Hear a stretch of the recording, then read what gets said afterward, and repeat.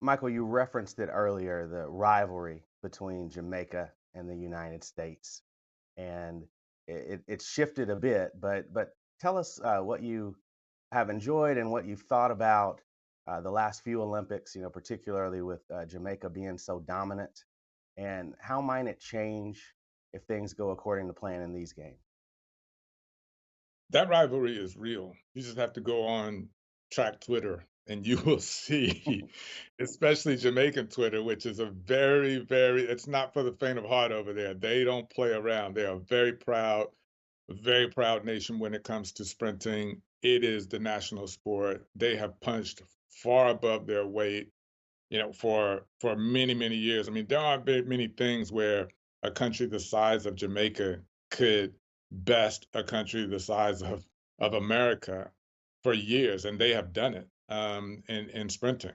And this isn't new. I mean, you go back to the days of Don Quarry in the '60s and Merlene Ottey and Grace Jackson, Juliet Cuthbert, Raymond Stewart. They've this has always been the case. It's not new.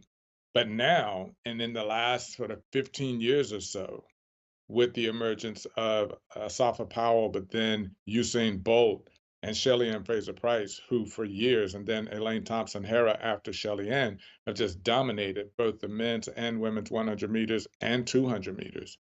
Um, so what has happened in the last sort of 5 years or so, 4 or 5 years, is the women on the Jamaican side, they found more talent with Sharika Jackson, and they started sweeping medals. The last Olympics, they swept the women's 100 meters, and won the women's 200 meters as well.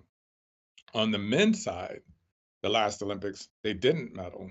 And then you saw after Usain Bolt retired in 2013, I'm sorry, 2017, you saw a bit of a void, a huge void actually left from when he retired on the men's side. And the Americans filled that void to a point where in 2022 World Championships, the Americans men swept the 100 meters and they won it again last year with Noah Lyles winning it. So things have shifted around a bit to where the men now, and on the Jamaican side, they have Kishane Thompson, who has the fastest time in the world this year. Oblique Seville, who has one of the fastest times in the world this year. He's finished fourth at both of the previous world championships, right outside of the medal. So he's knocking on the door. So the Jamaicans feel that on the men's side, they may have found some talent that can come in, and they certainly believe that Shane Thompson ran 9.77 earlier this year, which is the fastest time in the world by a little bit. He could be the Olympic champion. So they have new hopes there.